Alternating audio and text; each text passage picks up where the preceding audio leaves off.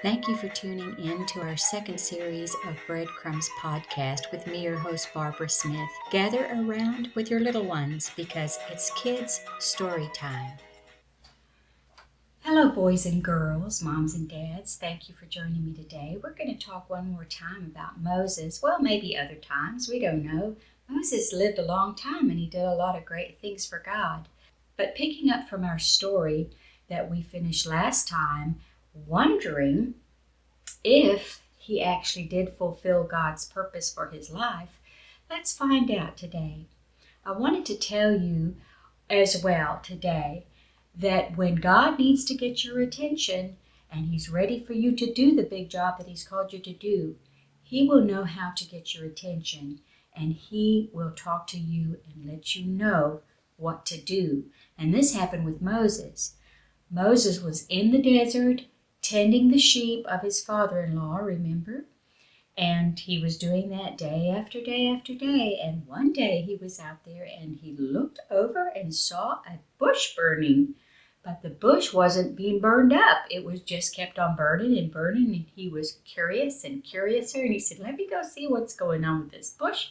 And of course, it was God doing that to get his attention. And when he walked over to the bush, the Lord spoke to him and said, take off your shoes, Moses.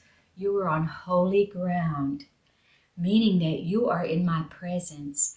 I am here to talk with you, and this is holy ground. When God is with us, we have holy ground with us. When we're in God's presence, we're in the presence of holiness and greatness, and it's a beautiful, wonderful thing to know the Lord. So they began to have a big old conversation, and God was telling Moses everything he wanted him to go and do. He wanted him to go back to Egypt and set his people free. Remember, they were slaves, they were servants, they were being treated badly in Egypt. God wanted them to come out of Egypt and be free and not have to serve the Egyptians anymore and work for them hard and be mistreated. And Moses thought that was a grand idea, but he said, I don't know if I am the one for the job because I can't even talk straight. I don't know what I would say. I don't know what I would do. God gave him a few reassurances. He said, what is that stick in your hand? Oh, it's my rod, Lord. It's my shepherd's staff. He said, throw it on the ground. Moses threw it on the ground, and it became a big old snake. That's scary, isn't it? God told him, pick up that snake by the tail. He picked it up by the tail and became a rod again. It turned back into his staff. The Lord said, well, if they can't believe you because of these great works, how about you take your hand and you put it inside your jacket and bring it out? And so Moses did. Oh no, it became leprous, which is all yucky and gross and sick. And Moses was surprised, and God said, put it back into your jacket and then bring it out. And he did, and it was brand new, clean again, just like it had never had any disease at all, just like it was before. God was trying to show Moses his power, trying to show Moses that he could do this job because he was going to go with him. He was going to be there every step of the way. And of course, then Moses said, finally, he said, I can't really talk good. Maybe he was afraid to go back to Egypt because now he had been in the desert for 40 years. Maybe he didn't feel like he could speak the Egyptian language well after all that time. Remember, he grew up in the palace. He spoke their language. Now maybe he didn't feel comfortable with it. Maybe he was scared because maybe he didn't speak the Hebrew language very well because he grew up in the palace. We don't know, but we do know that he gave that excuse, a lot of excuses, and God wasn't very happy with his excuses because God said, if I call you, then I'm going to help you do what you need to do. And so finally God said, well, I can send Aaron with you. Aaron was his older brother, and he said, Aaron can do the talking, but God, I'm going to talk to you, and you're going to have to talk to Aaron. He made his job so much harder than it needed to be. But we do that sometimes because we're human and we get afraid. But God understands and He works with us. They packed up their little suitcases and they go on to Egypt to speak to the Pharaoh. And God says, you're going to tell the Pharaoh to let my people go. Let them go into the wilderness to worship me, the one true living God, to take sacrifices to me like they used to do in the Old Testament. Tell Pharaoh that. Well, they get there and the Pharaoh did not want to let them go. He thought it was a joke. But God began to show His power through Moses and his brother Aaron so that the Pharaoh would change his mind eventually. But it took a long time. It took a lot of heartaches for their people and for the people of Israel as well to be able to let them go.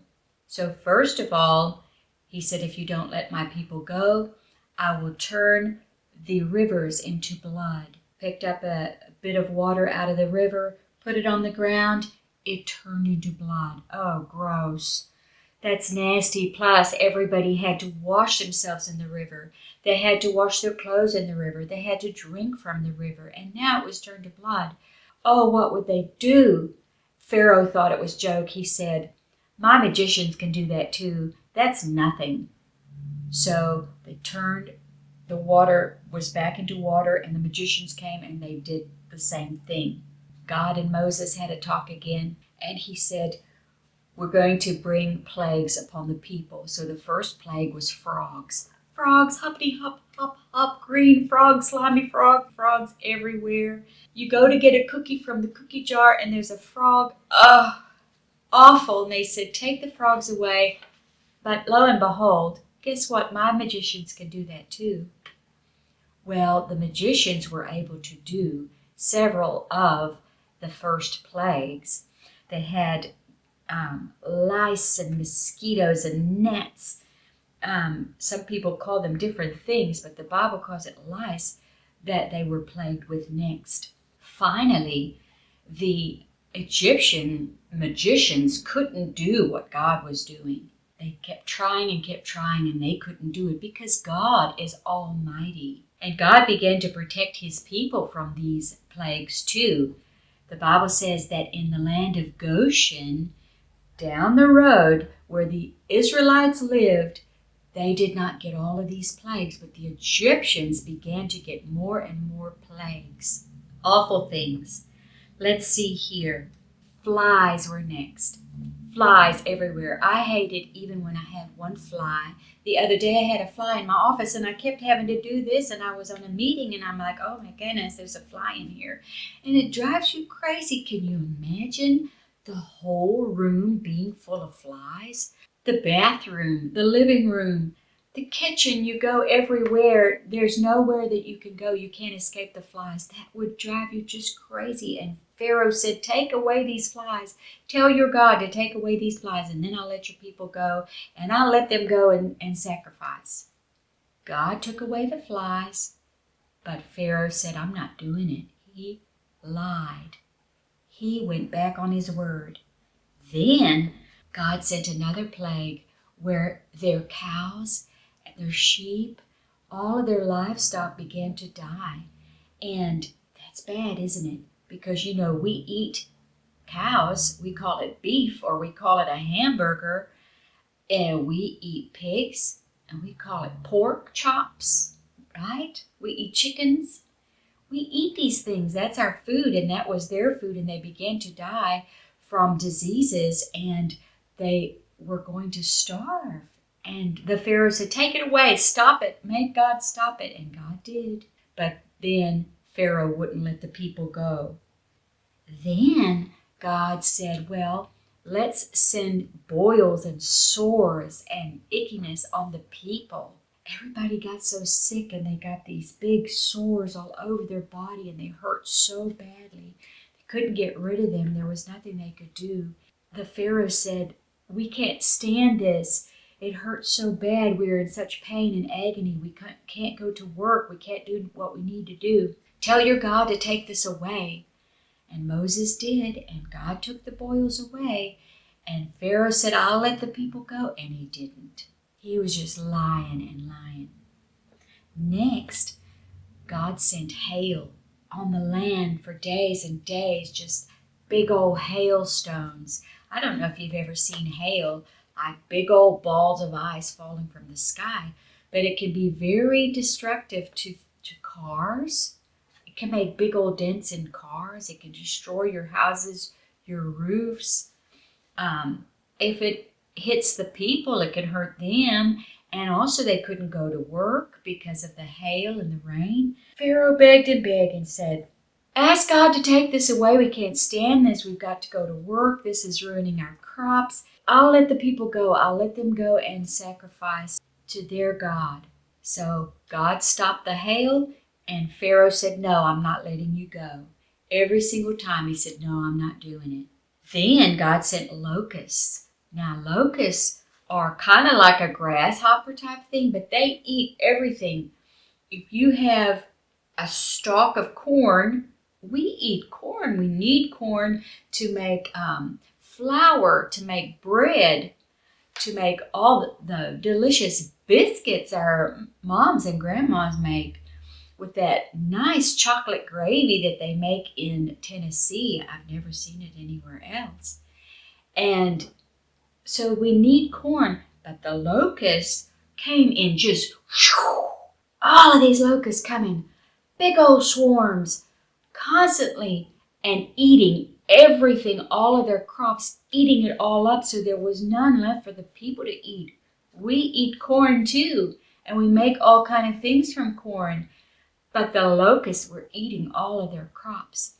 Pharaoh said, tell God, take all of this away. We can't stand it. We need our crops. This is ruining us.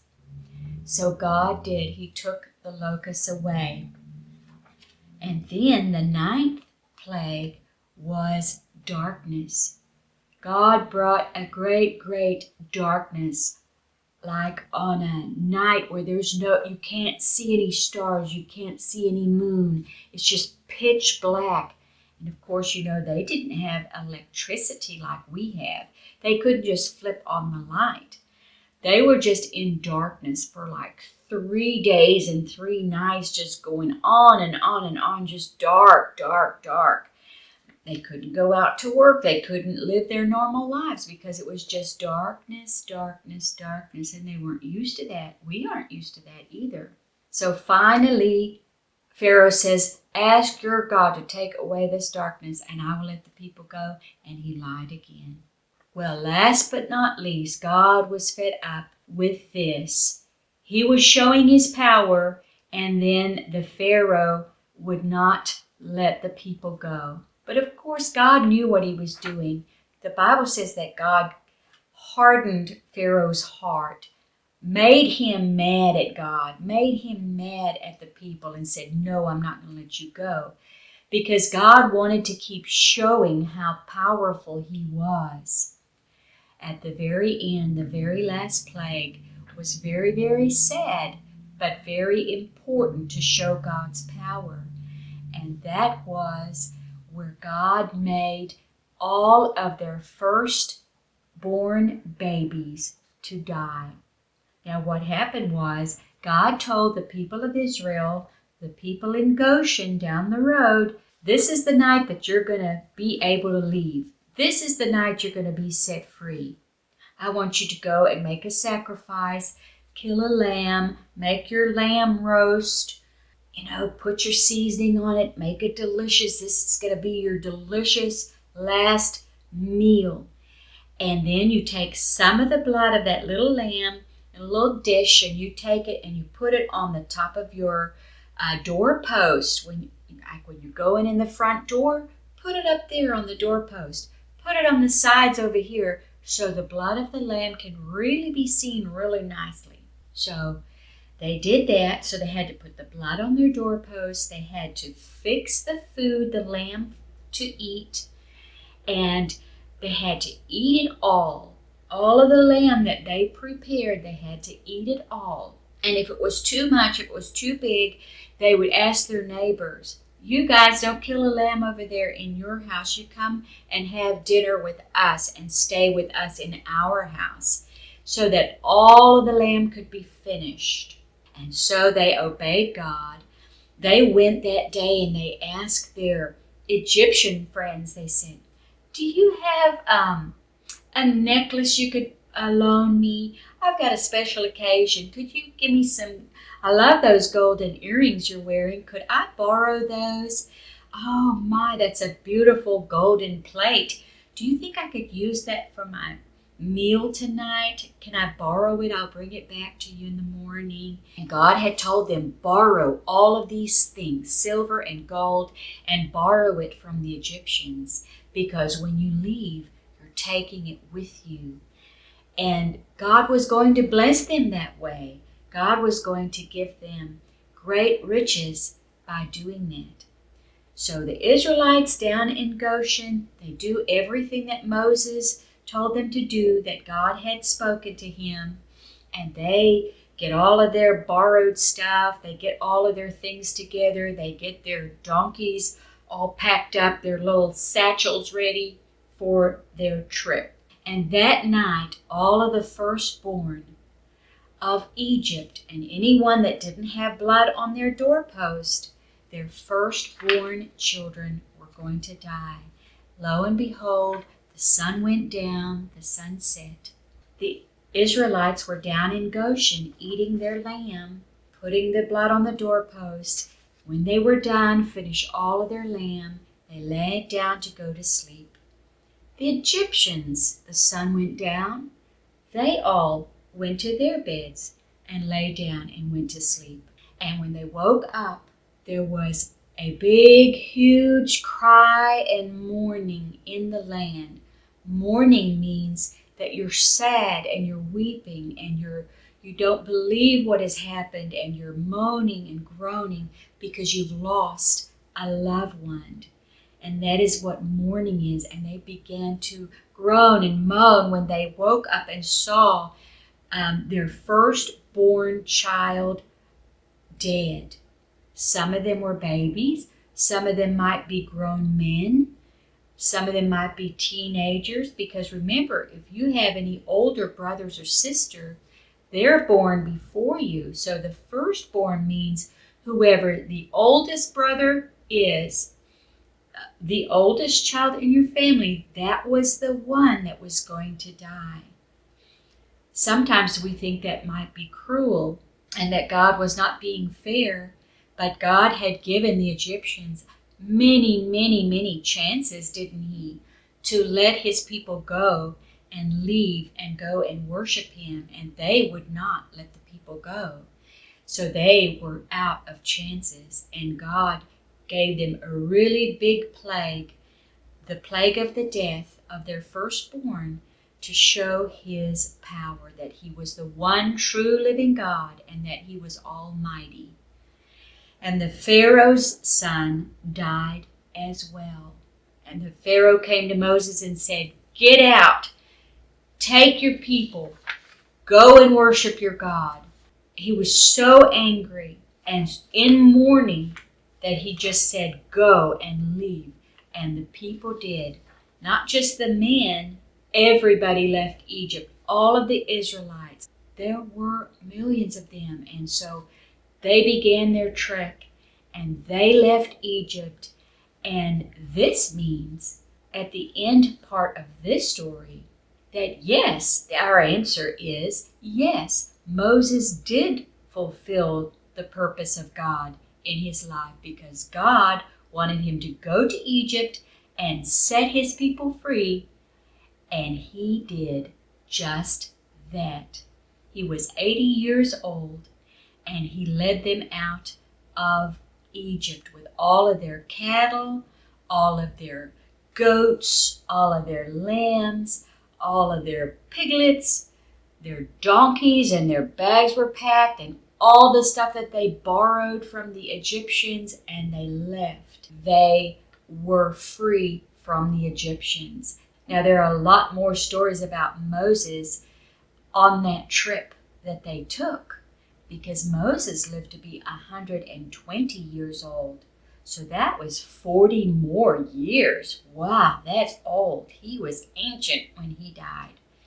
So there's a lot of stories about Moses leading them out of Egypt. And maybe we'll get to those another day.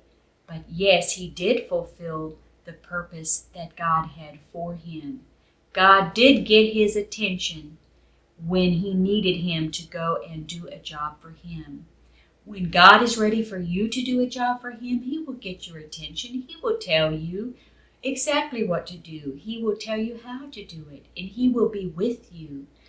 If he wants you to go tell someone at school that Jesus loves them, don't be afraid to do that because he will be with you. Did Moses have a lot of trials and tribulations along the way? He did. Pharaoh was very resistant and very angry, and he had to deal with that. But he fulfilled the purpose of God. So when God gets your attention and tells you something to do, don't be afraid. Go ahead and do it, and you will be rewarded by the Lord in heaven. Hope you guys have a wonderful day. Thanks for joining me and finding out more about Moses. And we're going to have some other stories coming up as well in the future, and I hope you'll join me then. Thank you for stopping by.